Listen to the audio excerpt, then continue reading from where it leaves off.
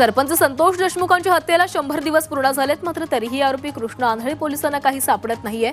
कृष्ण आंधळेचा शोध पोलीस आणि सीआयडीचं पथक घेत आहेत। बीड पोलिसांनी त्याला फरार घोषित केलंय। आंधळेची माहिती देणाऱ्याला बक्षीस मिळेल असंही जाहीर करण्यात आलंय। कांजूरमार्ग ते बदलापूर मेट्रो 14 मार्गिकेचं काम हाती घेण्याच्या अनुषंगानं MMRDAनं हालचाली सुरू केल्यात। या मेट्रो मार्गिकेमुळे पर्यावरणावर होणाऱ्या परिणामांचा अभ्यास करण्यासाठी MMRDA कडून लवकरच सल्लागार नेमला जाणार आहे। ही मेट्रो मार्गिका 38 किलोमीटर लांबीची असून तिच्यावर एकूण 15 स्थानकं असतील। रत्न दागिन्यांच्या निर्यातीत 23% घसरण झाली आहे। अमेरिका आणि चीनमधून मागणी कमी झाल्यामुळे भारताची निर्यात घसरण फेब्रुवारीमध्ये 21,085 कोटी रुपयांवर मर्यादित राहिली। The gem and jewellery export promotion काउन्सिलनं याबाबतची माहिती दिली आहे। म्हाडाचा जनता दरबार आता राज्यभरात होणाऱ्या नागरिकांच्या तक्रारींचं निवारण करण्यासाठी हा जनता दरबार घेण्यात येणार आहे। पहिल्या जनता दरबारात 6 अर्जदारांच्या तक्रारी ऐकून ती घेऊन संबंधित अधिकाऱ्यांना कारवाईचे निर्देश देण्यात आले।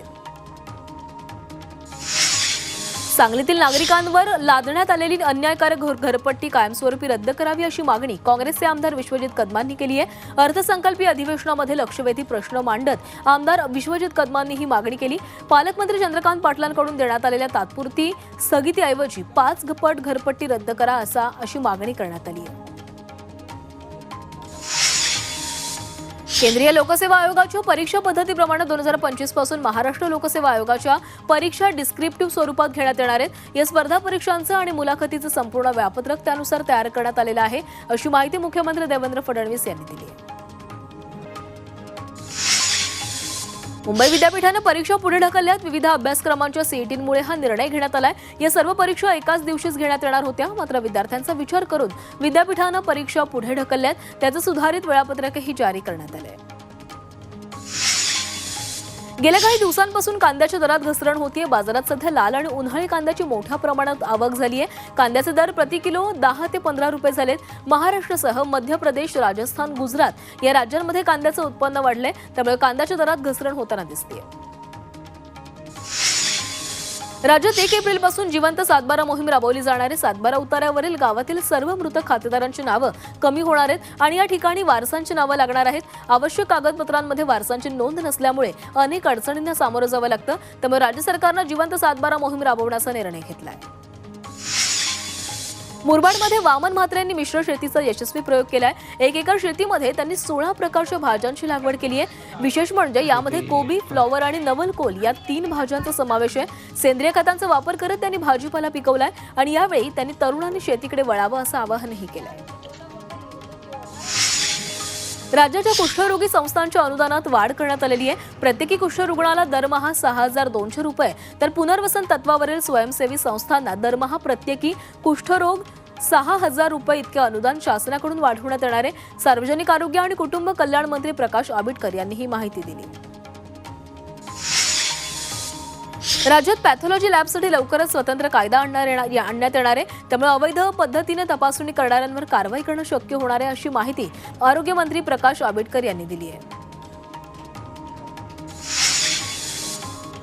कोल्हापुरात जैव वैद्यकीय कचरा उघड्यावर टाकल्यामुळे सिटी डेंटल अँड इम्प्लिमेंट सेंटरला 1 लाख रुपयांच्या दंडाची नोटीस पाठवण्यात आली आहे। हॉस्पिटलला दैनंदिन वापरातून निर्माण होणारा कचरा उघड्यावर टाकल्याचं महानगरपालिकेचे सहाय्यक आयुक्त यांच्या निदर्शनास आलं आणि त्यानंतर महानगरपालिकेच्या आरोग्य विभागानं कारवाई करत हॉस्पिटलला नोटीस पाठवली।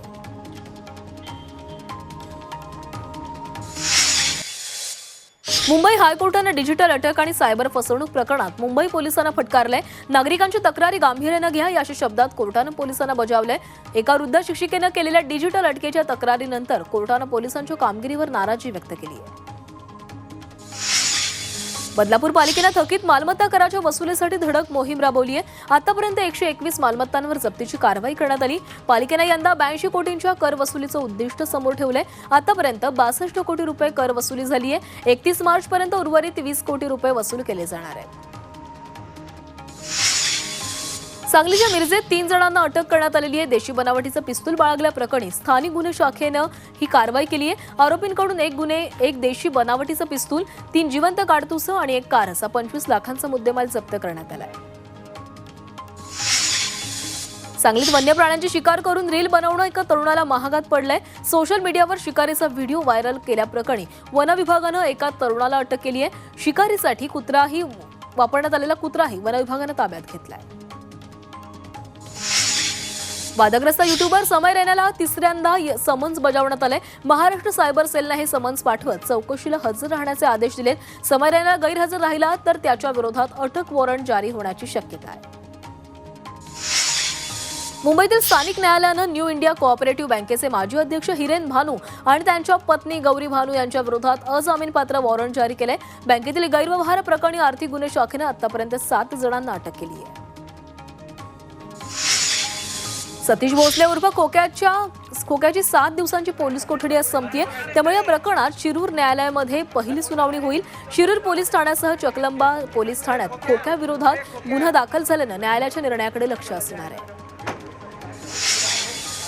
बीड जिल्ह्यात 2 एप्रिलपर्यंत मनाई आदेश लागू करण्यात आले। जिल्ह्यात निदर्शनं, आंदोलन तसंच मोर्चे होण्याची शक्यता असल्यानं जिल्हाधिकाऱ्यांनी हे मनाई आदेश लागू केले। सरपंच संतोष देशमुख हत्या प्रकरणाचा खटला बीड जिल्हा सत्र न्यायालयामध्ये चालवला जाणार आहे। सुरक्षेच्या दृष्टीनं देशमुख हत्या प्रकरणाचा खटला हा केज न्यायालयाऐवजी बीड सत्र न्यायालयामध्ये चालवला जाणार आहे। माथेरान पर्यटन बचाव संघर्ष समितीनं पुकारलेला बंद मागे घेतलाय। त्यामुळे माथेरानमधील सर्व व्यवहार आता सुरळीत सुरू झालेले आहेत। पर्यटकांची फसवणूक होत असल्याच्या निषेधार्थ हा बंद पाळण्यात आला। ठाण्याच्या मुरबाड तालुक्यातील सरळ गावामध्ये एका हॉटेल मालकाला बेदम मारहाण करण्यात आलेली आहे। पैसे देण्यास नकार दिल्यानं ही मारहाण करण्यात आली। मारहाणीचा संपूर्ण प्रकार सीसीटीव्हीमध्ये चित्रित झालाय। या प्रकरणी 3 आरोपींविरोधात मुरबाडमध्ये गुन्हा दाखल झालाय। मेरठमध्ये पती-पत्नीच्या नात्याला काळीमा फासणारी घटना घडली। पत्नीनं प्रियकराच्या मदतीने नवऱ्याची हत्या केली आहे। हत्येनंतर नवऱ्याच्या शरीराचे 15 तुकडे करून एका ड्रममध्ये भरून त्यात सिमेंट टाकण्यात आलं। पती मर्चंट नेव्हीमध्ये काम करत होता। 22 दिवसांपूर्वीच तो लंडनवरून मेरठमध्ये आला होता। कल्याण कोळशेवाडी पोलिसांनी रिक्षा चोरट्यावर कारवाई केली आहे। हा आरोपी कल्याण डोंबिवलीतून रिक्षा चोरून कर्जतमध्ये विकत होता। याची माहिती पोलिसांना मिळताच पोलिसांनी सापळा रचून या आरोपीला अटक केली आहे। तसंच आरोपीकडून 4 रिक्षाही जप्त केल्या आहेत।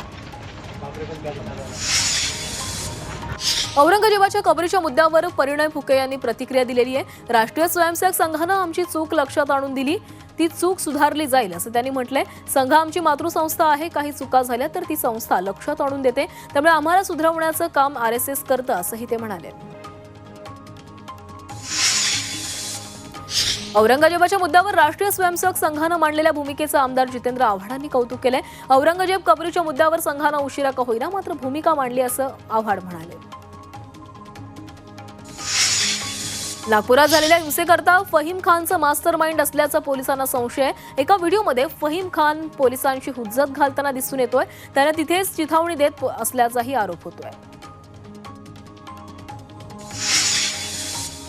वसई विरार शहर महापालिकेने 2025-26च्या अर्थसंकल्पामध्ये उत्पन्न वाढीसाठी पाणीपट्टी करात 25% तर मालमत्ता करात 5 ते 7% वाढ केली आहे। या करवाढीला नागरिकांनी विरोध केलाय, त्यामुळे पालिकेने माघार घेत करवाढीला स्थगिती दिली आहे। चंद्रपूर जिल्ह्यातील 800 भाविकांना घेऊन विशेष ट्रेन अयोध्येला रवाना झाली आहे। ढोल ताशांच्या गजरात भाविक अयोध्येसाठी रवाना झाले। मुख्यमंत्री तीर्थदर्शन योजनेअंतर्गत अयोध्येसाठी विशेष ट्रेन रवाना झाली।